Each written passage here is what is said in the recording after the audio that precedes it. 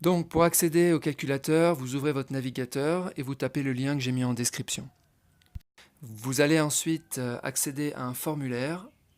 Sur ce formulaire, il y a des données à remplir et en dessous, il y a un petit bouton calculer en vert qui va permettre de lancer la simulation. Alors de quoi s'agit-il ici? On a vu dans de précédentes vidéos qu'un des objectifs du LMNP était de faire de l'amortissement. Cet amortissement allait permettre d'avoir un résultat comptable nul et donc de ne pas payer d'impôts. Pour mettre en place cet amortissement, on a vu qu'il fallait partir d'une base amortissable. Cette base amortissable, c'est soit le prix d'acquisition de l'appartement, soit un prix réévalué de l'appartement, suivant qu'on exploite en LMNP juste après avoir acheté l'appartement ou plusieurs années après. Pour ne pas payer d'impôts, il faut avoir un résultat comptable nul ou négatif. Il faut donc estimer le montant qu'on va devoir amortir pour obtenir ce résultat nul ou négatif. Le montant à amortir, c'est simplement la somme des loyers moins la somme des charges réelles que vous avez payées, c'est-à-dire charges de copropriété, charges d'intérêt, taxes foncières, travaux, etc. Donc somme des loyers moins charges réelles, ça vous donne un montant à amortir. Donc par exemple, si j'ai un appartement qui est évalué à 300 000 euros, ma base amortissable va être 300 000 euros. Ensuite, si je loue cet appartement 1 000 euros par mois, ça fait 12 000 euros par an. Et si j'ai 2 000 euros de charges réelles, c'est-à-dire charges de copropriété, taxes foncières, etc., il me restera 12 000 moins 2 000 euros.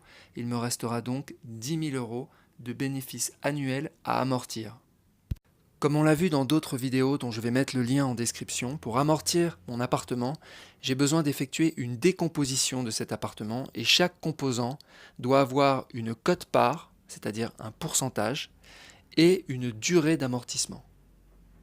La question se pose ainsi: comment choisir mes quote-parts et mes durées d'amortissement sur chacun des composants pour avoir un amortissement optimal? L'amortissement optimal va dépendre de votre objectif. Si votre objectif est d'amortir le plus rapidement possible, quitte à avoir des amortissements excédentaires qui seront reportés chaque année, alors il suffira de choisir sur chacun des composants les durées d'amortissement les plus courtes. Maintenant, si votre objectif est d'avoir un résultat comptable exactement nul et donc ne pas avoir d'amortissement excédentaire, alors ce calculateur est fait pour vous. Avant de pouvoir lancer les calculs, vous devez saisir la quote-part du terrain. Le terrain est un des composants de votre appartement. Certains recommandent de le mettre à 15%, d'autres à 10%. Il n'y a pas de consensus sur ce sujet, donc c'est à vous de voir. Enfin, vous devez saisir votre adresse email pour accéder aux résultats. Ensuite, vous pouvez cliquer sur Calculer. Le calcul peut prendre jusqu'à 1 à 2 minutes, suivant les paramètres que vous avez saisis. Vous votre adresse email et vous cliquez sur Calculer. Vous obtenez les résultats dans le tableau. Donc, chaque ligne correspond à un composant. Première ligne, gros œuvre, ensuite façade, installation générale et technique, agencement et terrain. Et le système a calculé donc les quotes-parts et les durées pour chacun de ces composants. Donc on voit que pour le gros œuvre, on a une quote-part de 40% pour une durée de 50 ans. Façade, donc 5% amorti sur 25 ans. IGT, 20% amorti sur 30 ans.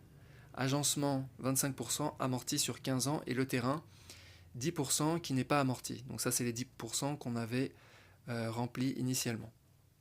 Donc le système a sélectionné ces valeurs parce qu'elles vont permettre d'amortir exactement 10 000 euros. Ces 10 000 euros seront par ailleurs amortis sur 15 ans et ensuite l'amortissement sera dégressif. Dans la colonne de droite, j'ai fait figurer les contraintes qu'on a sur chacun des composants. Par exemple, la façade, la durée doit être entre 20 et 50 ans et la quote-part doit être entre 5% et 20%.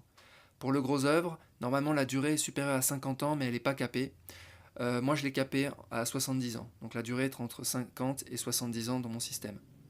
La quote-part est entre 40% et 50%. Alors on peut s'amuser un peu avec le système et changer la valeur de l'estimation de mon bénéfice à amortir, de changer de 10 000 euros à 14 234 euros et voir comment le système réagit. Donc je relance les calculs et on va voir que les quotes-parts et durées ont changé. On voit ici que le gros œuvre, donc c'est 42% amorti sur 52 ans, la façade c'est 6% amorti sur 42 ans, IGT 22% amorti sur 17 ans et l'agencement 20% amorti sur 8 ans. Et on voit que le système a réussi à trouver cette solution qui va amortir la totalité des 14 234 €. Alors le système n'est pas toujours en mesure de trouver une solution. Par exemple, si je mets un bénéfice très important, un bénéfice à 25 000 € par exemple, on va voir que le système n'arrive à amortir que 22 150 € sur la première année. C'est le maximum que le système peut amortir, étant donné la base amortissable et la quote-part du terrain. On voit d'ailleurs que les solutions choisies par le système sont des durées minimum d'amortissement sur des quote-parts maximum. On voit par exemple que l'agencement, qui peut avoir une durée d'amortissement de 5 ans, c'est la plus petite durée, a une quote-part maximum de 25%. Je trouve que c'est un outil intéressant parce que le système est capable de trouver des combinaisons de quote-parts et de durée qui vont arriver à matcher précisément un bénéfice qu'on souhaite amortir. Et comme il y a 8 variables, ce n'est pas quelque chose qu'on peut faire à la main. On a besoin d'un système pour effectuer ces calculs. Si vous avez aimé cette vidéo, n'hésitez pas à la partager, mettez un pouce bleu ou laissez un commentaire. Vous pouvez aussi me soutenir sur ma page Tipeee qui est disponible en description. Merci.